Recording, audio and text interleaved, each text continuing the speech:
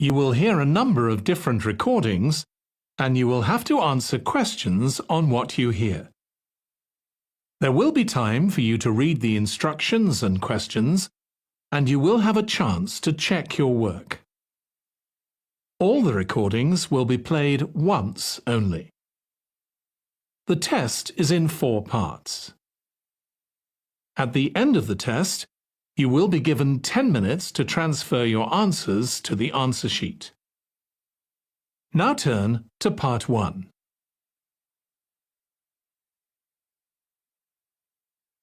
Part 1. You will hear a conversation between Annetta and Charlotte, first-year university students, and Bill, who works for the Student Union Employment Service. First, you have some time to look at questions 1 to 5.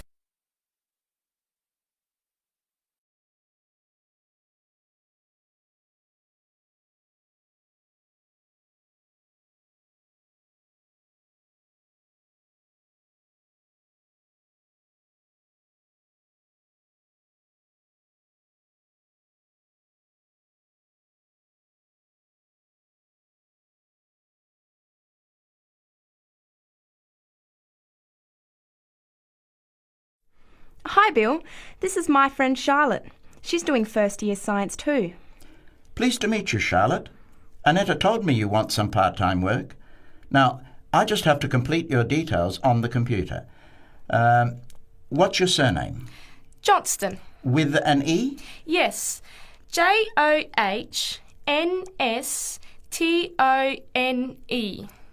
I know that you live in the Heathfield Street student residence, but I can't remember the street number there.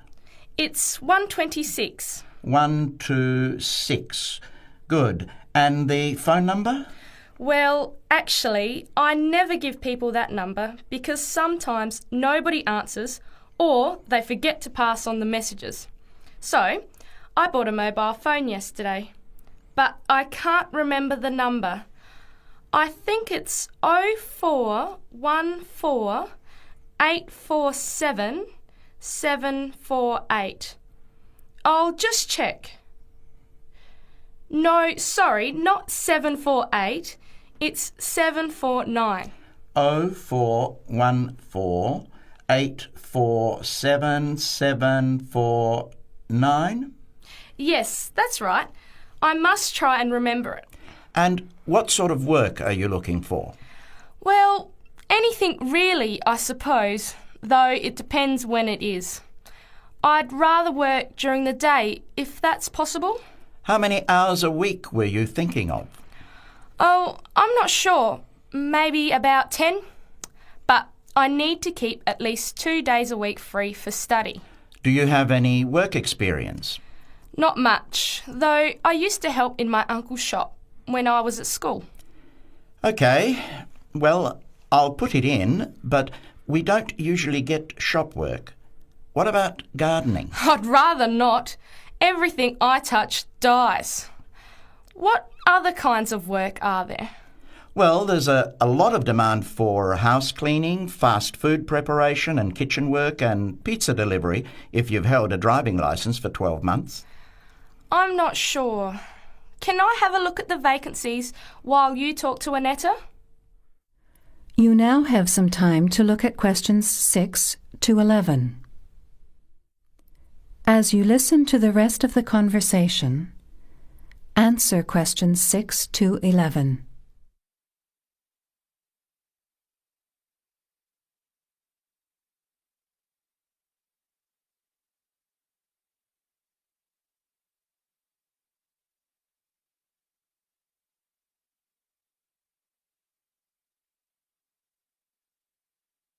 Bill, I'd like to change my job. You're at the Hamburger Express on the High Street, aren't you? What's the problem? Well, I never know what hours I'm going to work. I start at 7 p.m. and I'm supposed to finish at 11 p.m, but sometimes they keep me until 2 or 3 a.m. Yes, that is a bit late if you have to make a 9 a.m. lecture the next day. And the other thing is the pay. They're supposed to pay me on Thursdays, but they never pay me on the correct day, often not until Friday or Saturday. A few weeks ago, I had to wait until Sunday. They said their son was sick, so they couldn't get to the bank, but they're always making excuses. Yes, that doesn't sound too good. Would you be interested in pizza delivery? You need to have a driving licence. Yes, I've got a licence, but I think I'd like to change from working in the evening. Are there any day jobs available? Well, as I told Charlotte, there are several cleaning and gardening vacancies. And this childcare job that just came in this morning. Do you like children? Yes, I do actually. What's the job? Let's have a look. Collect the boy aged 4 from kindergarten at 3 p.m. Pick up the other 2 girls who are aged 6 and 9 from the primary school at 3:15. You take them home and look after them. The parents will be home by 7. That sounds quite good. What about the pay? It's the same as you're earning now, 4 hours a day, Monday to Friday, so 20 hours a week. You need to contact Mrs. Alicia Thompson. Her phone number is 91045629 and she lives in Springfield. I've never been to Springfield. I hope I don't get lost. Don't worry. It sounds quite straightforward. Let's have a look at the street directory. The Thompsons live here in Tulip Street, number 252. So you catch the 631 bus, get off here next to the post office in Daisy Terrace. Walk past the post office to the corner, and on the opposite corner is the kindergarten. Then walk down Daffodil Place and cross over to the primary school. Then keep going down Daffodil Place to the corner and turn right into Tulip Street. That is the end of Part 1. You now have 1 minute to check your answers to Part 1.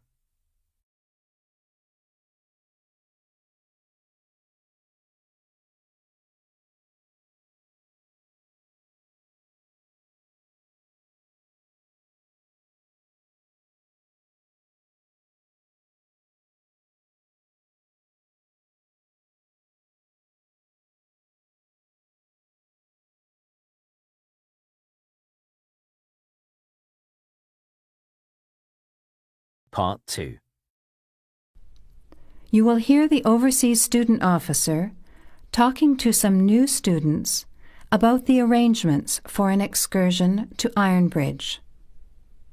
Before you hear the talk, you have some time to look at questions 12 to 16.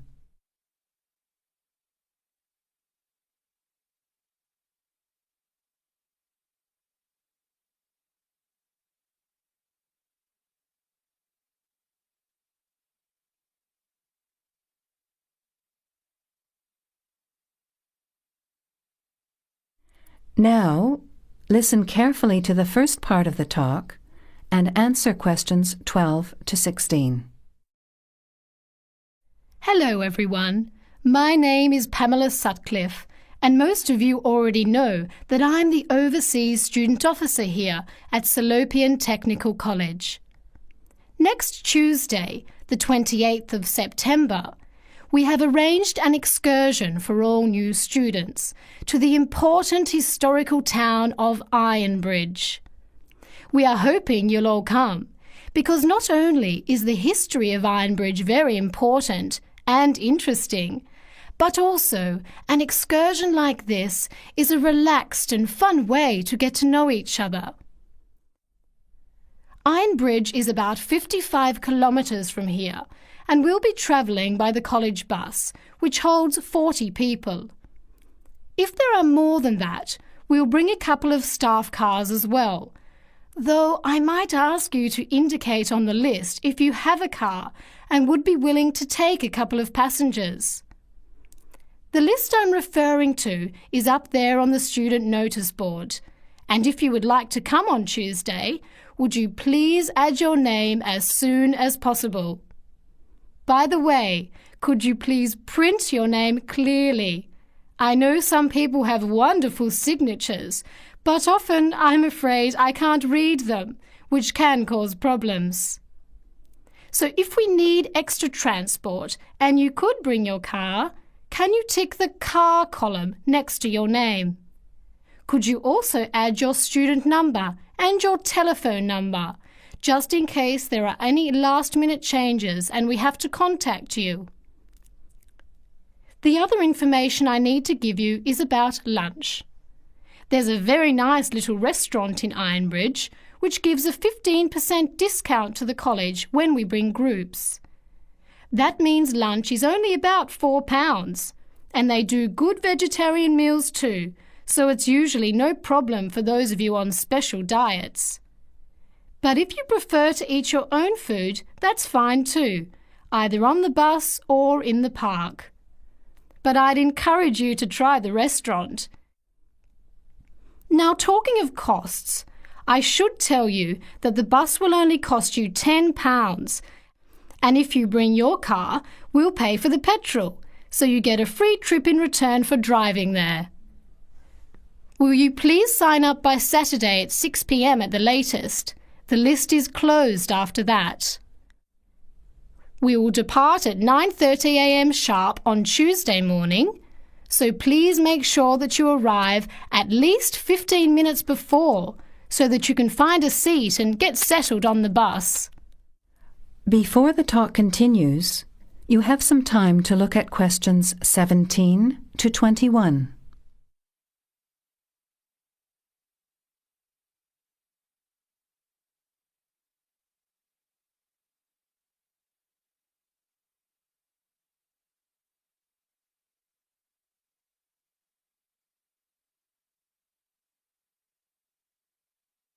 Now, as the talk continues, answer questions 17 to 21. The college bus garage is behind the engineering workshop. It's quite easy to find. If you come here to the Student Union building, then walk east down the avenue until you get to the childcare centre on your left, and then turn left and walk past the sports centre and the tennis courts, which are both on your left. Cross over Central Square, and opposite you is the engineering workshop. Walk around the back and you'll see the bus.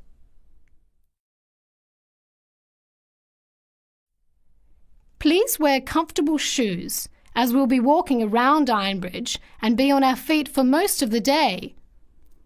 Wear a warm jacket, and you might like to bring an umbrella and a backpack to put them in if the weather's warm and sunny, which we hope it will be, but of course we can't guarantee that.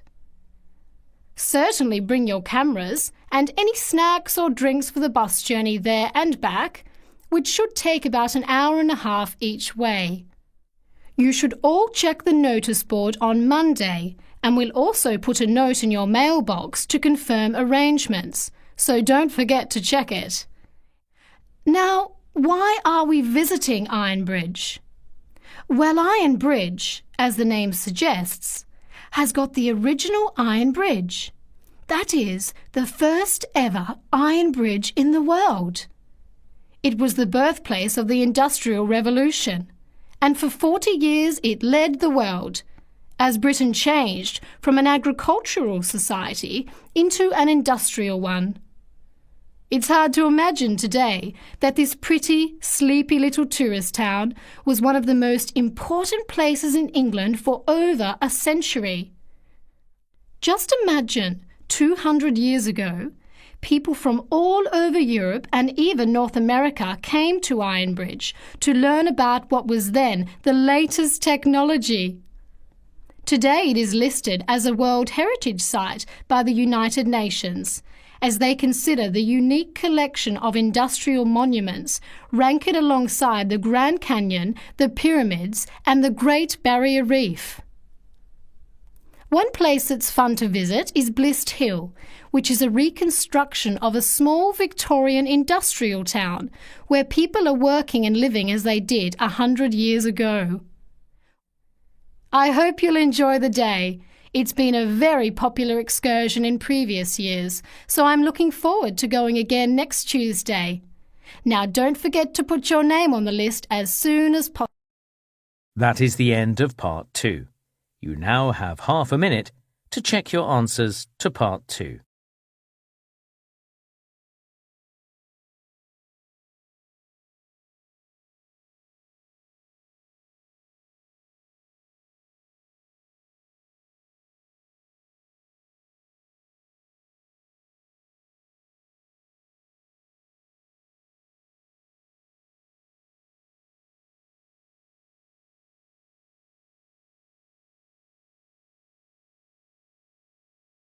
Part 3. You will hear a group of students, Henry, Joe, Nancy, and Gordon, discussing changes to their work experience placement arrangements. Before you hear the conversation, you have some time to look at questions 22 to 26.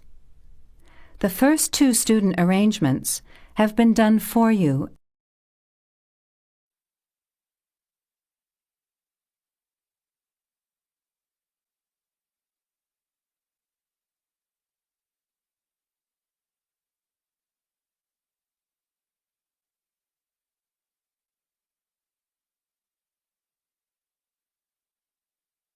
Look, there's the notice that Professor Jones told us he'd be putting up confirming the details of our work experience placements.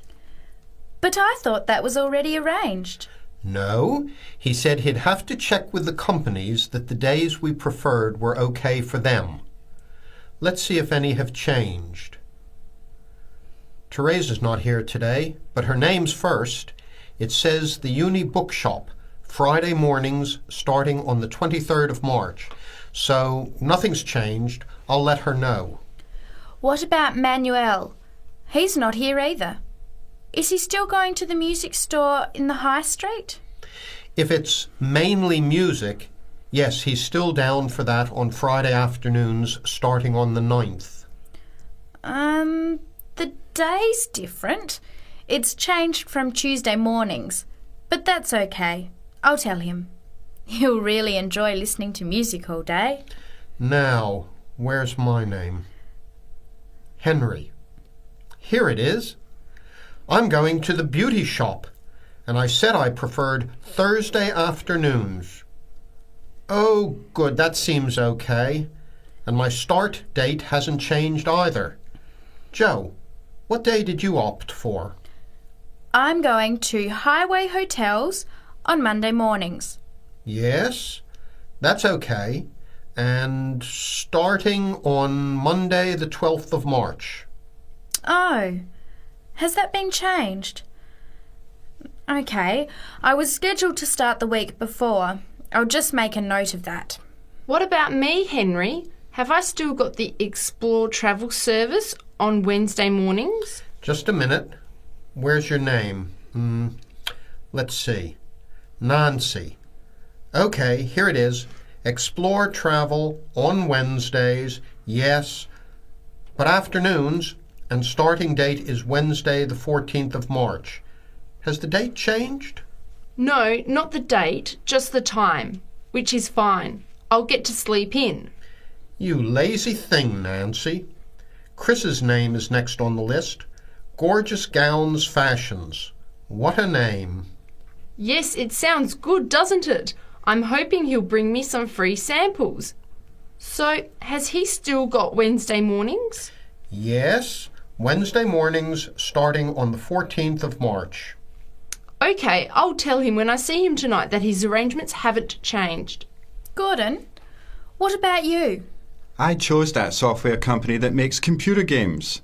I can't remember its name, but I asked for Tuesday afternoons. Oh yes. Here it is. Games to go on Wednesday mornings.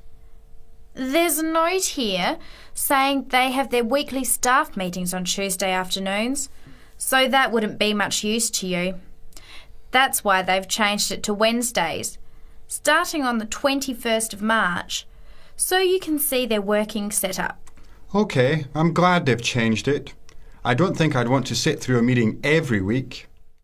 Before the conversation continues, you have some time to look at questions 27 to 30.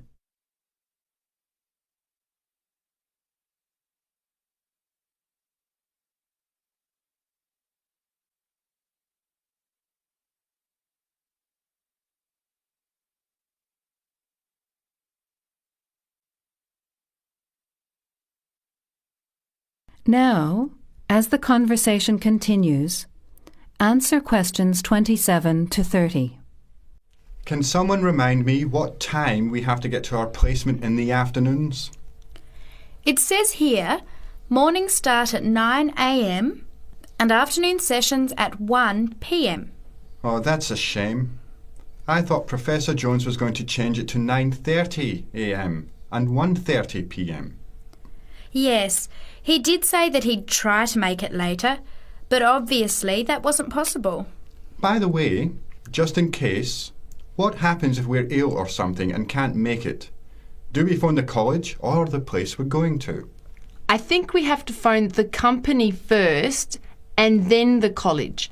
Didn't you get the information sheet about work experience at our last seminar? No, I missed it because I had to go to the dentist. What else did it say? Well, we have to do a total of 24 hours altogether. So if we miss one of the arranged sessions, we have to organise another time to make up the hours. And he gave us details of the presentation we have to give about our work experience. Oh, really? What do we have to do? In week 10, we each have to give a presentation to the class about the company we've been with. It's 30% of a final mark for this subject, so it's going to be a lot of work. Yes, he's expecting us to do a lot of research while we're there so that we can outline the history of the company, its management structure, number of employees, other branches, etc. And he said we should use lots of visuals such as diagrams and flowcharts during the presentation. Yes, and we should also include what we did each week, the different departments of the company or positions that we observed, and try to relate what we saw to our studies so far. He gave examples like management style, accounting systems, information technology, and so on. You were right. It sounds like lots of... That is the end of Part 3. You now have half a minute to check your answers to Part 3.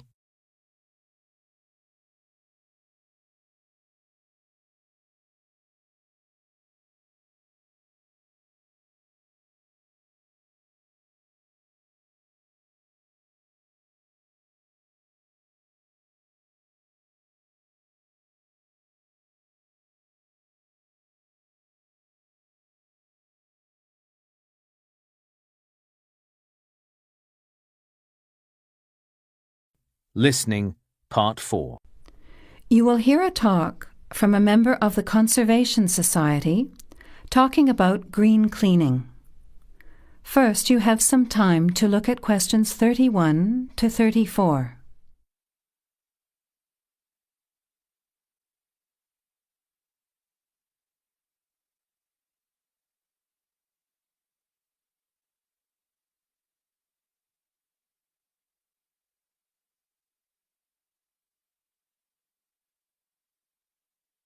Now, listen carefully to the talk and answer questions 31 to 34. Good morning, everyone. It's a pleasure to be here as a representative of the Conservation Society to talk to you about green cleaning. In other words, about ways you can help to save the environment at the same time as saving money. I'll start with saving money, as we're all interested in that, especially students who are living on a tight budget. Probably none of you has sat down and calculated how much you spend on cleaning products each year.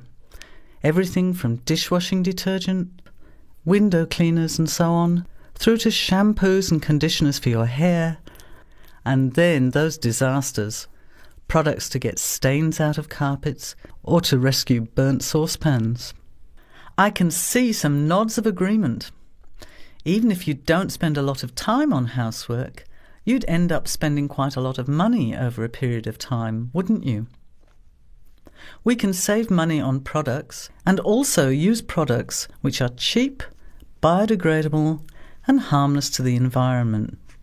These I will call green products. Unfortunately, most cleaning products on sale commercially are none of these, and many of our waterways and oceans are polluted with bleach, dioxins, phosphates, and artificial colourings and perfumes. Also, think how many plastic bottles each household throws away over a year. They'll still be around in landfill when you are grandparents. So we often feel there's nothing we can do to make a difference, but we can. The actual recipes are on handouts you can take at the end of the talk. The sorts of ingredients I'm referring to are things like bicarbonate of soda, eucalyptus oil, ammonia, vinegar, lemons, pure soap. Lastly, many people find they are allergic to modern products. So for all you asthma sufferers, keep listening. Nothing in these recipes should cause you any problems. An end to itching and wheezing. Now you have some time to look at questions 35 to 40.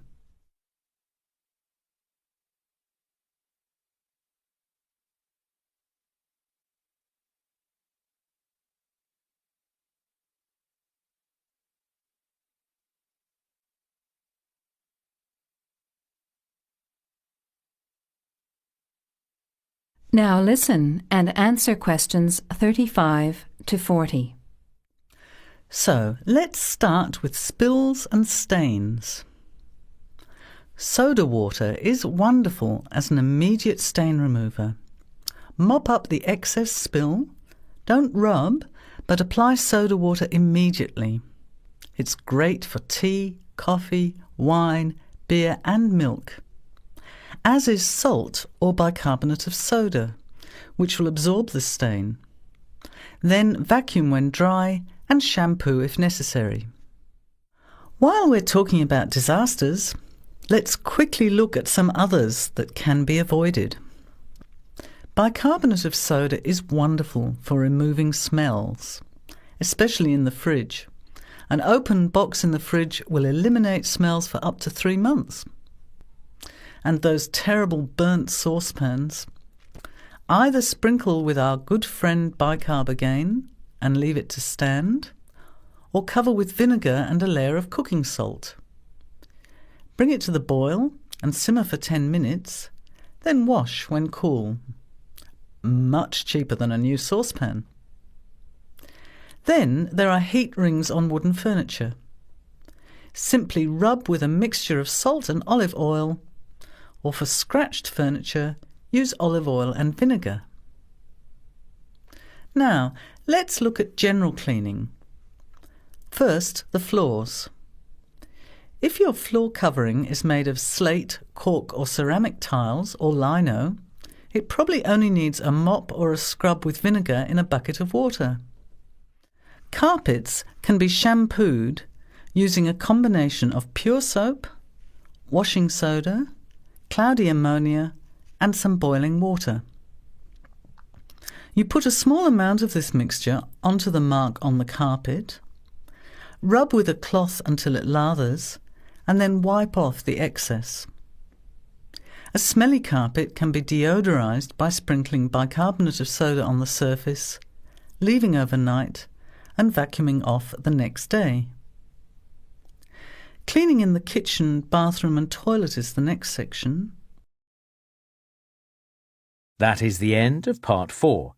You now have 1 minute to check your answers to Part 4.